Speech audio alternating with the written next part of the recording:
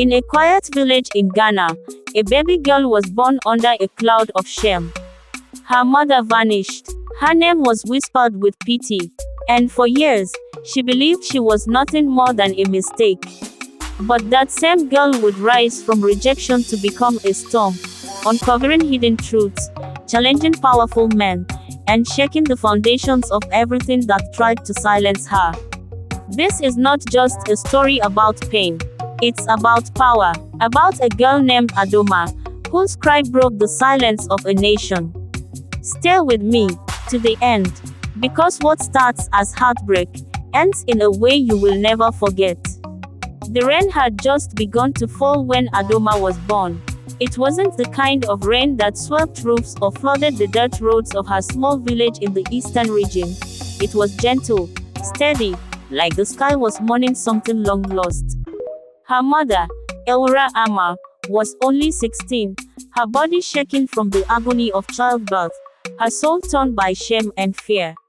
The midwife, Mayam Essie, wrapped the baby in a torn but clean piece of cloth, her wrinkled hands trembling slightly. "It's a girl," she said. Elra didn't respond. Her eyes were fixed on the wooden ceiling of the small hut, trying to suppress the sob building in her throat. She had hoped, prayed even, that it would be a boy. A boy might have convinced her father not to disown her. A boy might have stood a chance in the harsh world they lived in. But a girl was just a mirror of her shame. Mayam Essie placed the baby gently beside her, but Elra turned her face away. "She needs a name," the old woman urged. Elra was silent for a long time before whispering, "Adoma. Adoma, a blessing," the midwife repeated softly. "May her life reflect her name." But even as she said the words, she feared they wouldn't come true.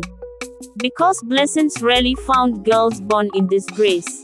By the time Adoma was 6, she had learned what it meant to be invisible. Her grandfather, Nana Kwaku, never spoke her name. To him, she was a ghost that walked his house, a reminder of his daughter's ruin and the village's whispers. Her mother had left her behind when she moved to Accra, promising to send for her one day.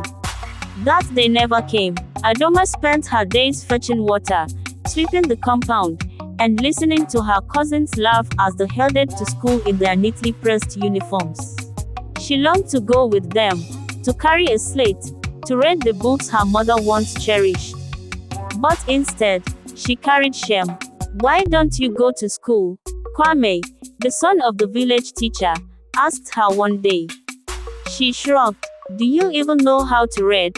he teased. Adoma didn't answer. She just looked away, her small fingers digging into the dry earth beneath her feet. That night, she cried. She cried for the mother who had abandoned her, for the name she bore, and for the dreams she dared not speak aloud. Adoma's world shifted the day she found the letter. It was buried in her grandfather's old wooden chest beneath some faded kente cloth and broken trinkets. She hadn't meant to find it. She was only dusting, as she always did on Saturdays. But curiosity gripped her when she noticed her mother's name scrawled in trembling ink across the envelope. Her fingers trembled as she pulled it out and unfolded the fragile paper. It was written in a neat hand, strong, masculine. She read the words slowly, haltingly, her lips moving as she pronounced each syllable. "Ama, I waited for you by the river like you said. But you never came. My heart is heavy. I do not know what your father told you, but I swear I would never harm you. The child you carry is mine, and I want to know her. If you have any love left for me, please write back, Kweku Mensa." Adoma's heart pounded. Kweku, her father, she had never heard his name spoken. Her grandfather had forbidden it. Her grandmother had once whispered, "Your father had fire in his eyes," but said no more. The letter was dated 7 years ago, the year she was born. She read it again, and again. Kweku Mensa. That name became a prayer on her lips, a song in her chest. A longing she had buried suddenly surfaced, raw and overwhelming. Someone had wanted her. Someone had waited. That night, she asked her grandmother, Nana Aba, about the letter. The old woman's face darkened, eyes clouded with years of fear and regret. Where did you see that name? She asked sharply. I found a letter in the chest. Nana Aba sighed deeply, slumping into her stool as if the weight of the years had suddenly fallen on her shoulders. Your mother loved Kweku, but your grandfather, he was ashamed. Kweku was the son of a fisherman, poor, orphaned, unworthy, he said. When Ama got pregnant, Nana Kwaku nearly beat her to death. He told Kweku to leave and never return, threatened him, burned every letter he sent, except that one, it seems. Where is he now? Adoma asked, eyes wide with desperation. No one knows. He left for Accra, maybe Kumasi, maybe dead. Nana Aba's voice trembled. Some say he went mad from heartbreak. Adoma's small heart cracked open. Her father had not abandoned her. He had been driven away. That night, Adoma couldn't sleep. Her mind burned with thoughts of her father.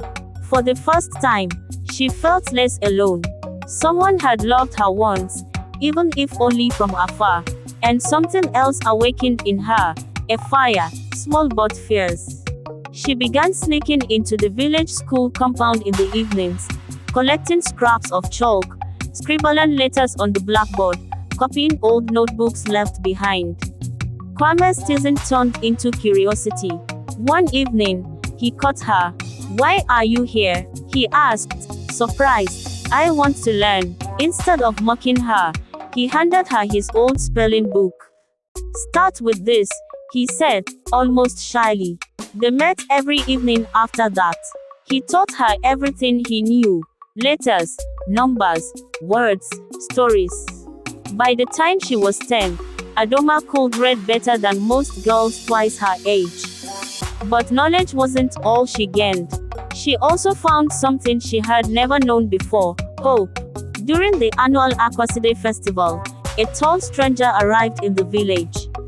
He wore simple clothes but carried himself with quiet strength. He watched the drummers with distant eyes, and when the children danced, he smiled faintly.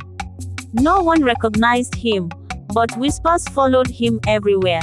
Adoma felt drawn to him. There was something in the way he looked at the chief's stool, something familiar, longing, perhaps. Pain. She approached him shyly. Are you from here? She asked. He looked down at her, startled. Then slowly nodded. Once. What's your name? He hesitated. Kweku.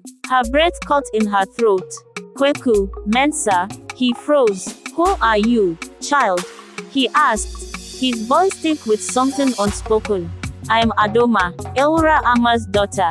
The man's eyes widened. He stumbled back as if struck. His hands shook. No, you're lying. I found your letter, she whispered. You waited by the river. You loved her. Kweku stared at her, then fell to his knees. He wept, openly and uncontrollably. Villagers turned to look, murmuring among themselves. But Adoma saw only him, her father, broken, but real. News spread quickly. Nana Kwaku was enraged. He summoned Kweku before the elders, demanding that he leave once more. He is not welcome here, he roared. But this time, Kweku did not back down. I am her father, he said calmly. I will not leave her again. The village elders murmured. Nana Aba stepped forward. Let the girl decide. They brought Adoma before the council. Her legs trembled. Her heart pounded. Who do you wish to stay with? The chief asked gently. She looked at her grandfather, rigid, fuming, proud. Then at the man kneeling with tears in his eyes. My father, she said. That single sentence shook the village to its roots. Kweku and Adoma moved to the outskirts of the village. He built a small hut with his hands, and together they filled it with laughter, books, and stories. He taught her how to fish, how to mend nets, how to dream. For the first time, Adoma felt seen. But peace did not last long. One day, Kweku came home limping, blood seeping through his shirt. He had been attacked, ambushed near the river by masked men. The message was clear: live or die. He refused. That night, someone set their hut on fire. They barely escaped. As they watched the flames consume their only home, Kweku held her tightly. "They will not break us," he whispered. "You are my light, Adoma." Adoma wrote a letter to her mother. "Dear Ma, I met him. He is kind. He remembers you. I am learning. I am no longer invisible. Why did you leave me? Do you think of me at night? I forgive you. Your daughter, Adoma." She never sent it, but she kept it under her pillow, reading it when the ache in her chest became unbearable. The village eventually accepted them, not because they forgave, but because they saw Adoma rise. She won a regional essay competition at 14. Her name was printed in the national papers. A scholarship followed, then another. She was offered admission to a prestigious school in Cape Coast. When she packed her things, Kweku's eyes were full of pride and sorrow. "You'll go far, my Adoma," he whispered. "But remember who you are. You are not shame. You are not a mistake. You are a blessing." Cape Coast was nothing like Adoma had imagined. The sea seemed angrier here, roaring against the rocks like it held secrets of its own. Her new school was large and intimidating, full of polished girls who spoke fluent English and wore expensive perfume. She felt like a shadow among them, with her worn sandals and thick U accent. Still, she worked harder than anyone. In every classroom, library, and exam hall, she gave her best. Teachers began to notice. Classmates started asking her for help. Even the principal called her our pride from the East. But the nights were the hardest. She missed her father's voice, the smell of the sea near their home, and the quiet strength of their life in the village. She wrote letters every week. Kweku replied with shaky handwriting and stories about the village, about how the mango tree had started bearing fruit again, about how Nana Aba still called her name in her sleep. But the letters began to slow, then stop. 3 weeks passed, then 4. No later, Adoma became restless. Her grades slipped. One afternoon, she borrowed a senior's phone and called the headmaster of her village school, who often helped with correspondence. The line crackled. "Adoma," the headmaster said gently. "Your father, he's not well." Her chest tightened. "What happened?" There was silence. Then, he collapsed. "They say it's his liver. Too many years of silent pain. He's in the district hospital." Adoma boarded a bus that night, using her transport allowance meant for the semester. She arrived the next morning, breathless and dusty. Kweku lay on a rusted hospital bed, thin, pale, and barely conscious. But when he saw her, he smiled. "My Adoma," he whispered. "You came home." At the hospital, a woman visited each day to bring food for patients. She wore white from head to toe and had a scar above her eyebrow. She brought jollof and pawpaw for Kweku, stayed for only a few minutes, then vanished. One afternoon, Adoma stopped her. "Why are you helping my father?" she asked. The woman hesitated, eyes soft with unspoken grief. "Because I wronged him once," she said. "And you?" Adoma's heart stopped. The woman stared at her for a long time before whispering, "I am Eura Ama." Her mother. They sat in silence under the mango tree that evening. "You left," Adoma said finally. Eura looked away. "I was a child. I was scared. My father threatened to kill Kweku. He locked me in a room and sent me to Accra the moment you were born. I never even held you." Adoma's lips trembled. "You never came back." "I tried," Eura said. "But my shame grew bigger than my courage." "Why now?" Adoma asked. "Because I held what you've become. And I wanted to see you, and him, before it's too late." Before Kweku drifted into unconsciousness again, he held Adoma's hand tightly.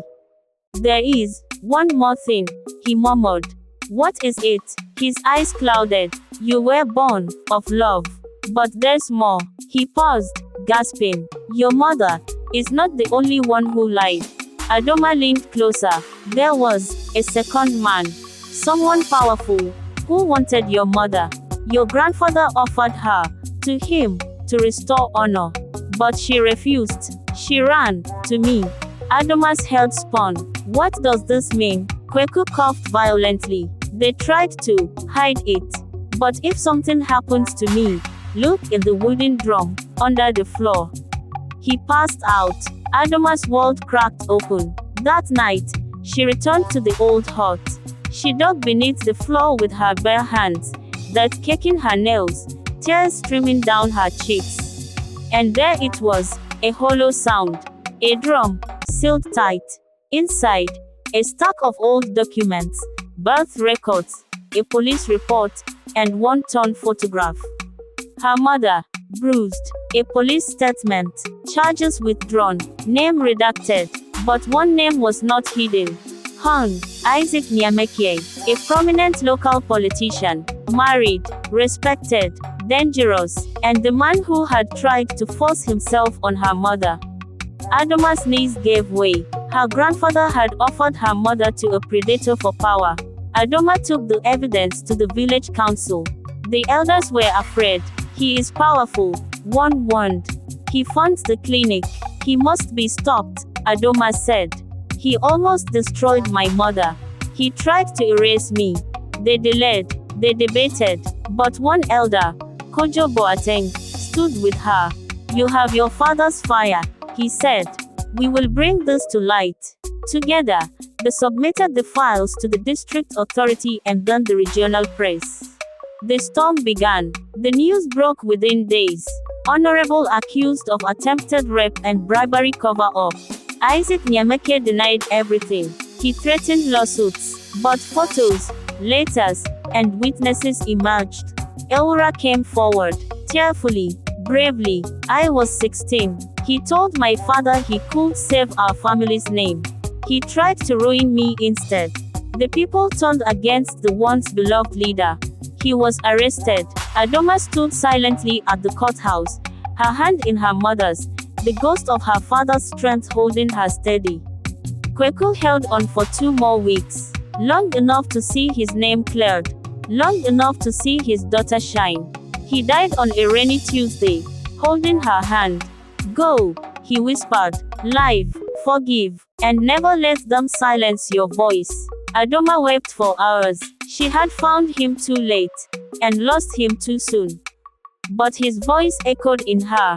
Years later, Adoma stood before hundreds at a girls' summit in Accra. She was now a lawyer, a voice for the voiceless. She told her story. She wept on stage, and the entire hall wept with her. I was born in shame, she said. But shame is not where I end. My name is Adoma, and I was always a blessing. The crowd stood, cheering, crying. Among them, her mother smiled with proud, wet eyes. Adoma had not only survived, she had become a storm. One cool Harmattan morning, while preparing for a legal aid outreach in Tamale, Adoma received an anonymous brown envelope. No name, no return address. Inside was a photograph of a man, bloodied, chained, in what looked like a basement, and a note. If you want the truth, come to Agona and Kwanta. Alone. Her hands trembled. The man in the picture was Kojo Boateng, the same elder who had helped expose Hon. Isaac Nyamekie. His eyes were swollen shut, and the blood looked fresh. Adoma stared at the photo, heart racing. This wasn't over. Despite warnings from colleagues and friends, Adoma boarded a local trotro the next day and traveled to Agona and Kwanta, a town surrounded by dense forests and eerie silence. She followed the address scribbled on the note to a worn-down compound house near the edge of the bush. An old woman sat outside peeling cassava. Adoma showed her the picture. Without a word, the woman pointed to a small hut at the back. Adoma's stomach twisted. As she stepped in, the air turned damp and musty. The floor was earth. The scent of blood lingered. Hello, she whispered. A creak, then a voice. Adoma, they took him, because of you. A weak voice. Kojo. Kojo lay on a mat, legs bruised and arms covered in rope bonds. His face was barely recognizable. They came in the night, he coughed. Inyameki's men. Not all were arrested, some still loyal. Adoma helped him sit up. Why didn't you report this? She asked. He smiled weakly. Because the battle isn't over. And you are their real target now. Adoma swallowed hard. They don't want you to keep digging. Digging? Kojo nodded. Nyamekia was only one part of the rot. The man your grandfather served, the real man behind the rape and silence, still works free. Back in Accra, Adoma began researching deeper. She returned to the court archives, the village records, and interviewed retired elders and midwives. And a name kept surfacing: Nana Barima Ose Owusu, a former kingmaker and retired judge. He was revered, respected, rich, and extremely dangerous. Her mother broke down when she heard his name. Yes, Elura whispered. He was the one. Your grandfather made me greet him on my 16th birthday. He said he could restore the family name if I accepted his attention. Tears welled up in Adoma's eyes. You were offered like meat. Elura nodded. But I escaped. To Kweku. Now it made sense why her grandfather had burned letters. Why Kojo had been attacked. The true beast still breathed free. Adoma began building a case. But it was difficult. The events were decades old. Witnesses were dying or afraid. Files had been altered or destroyed. But one voice changed everything. A woman named Auntie Mansa, a former housekeeper in the palace of Nana Barima. She agreed to meet in secret. I saw what he did to girls, she whispered. Your mother wasn't the first, or the last, the buried one in the forest. A girl from Sefwi. She bled too much. Adoma's blood froze. Are you willing to testify? Mansa's eyes filled with tears. For all the girls no one believed, I will. Armed with testimonies, a handwritten diary from Mansa, and medical records hidden by a retired nurse, Adoma filed charges at the High Court. She expected a long wait. But to her surprise, days later, plainclothes officers arrested Nana Barima Ose Owusu as he stepped out of church. The news went viral. Former High Chief accused of serial abuse of village girls. Some cursed Adoma, others called her a liar.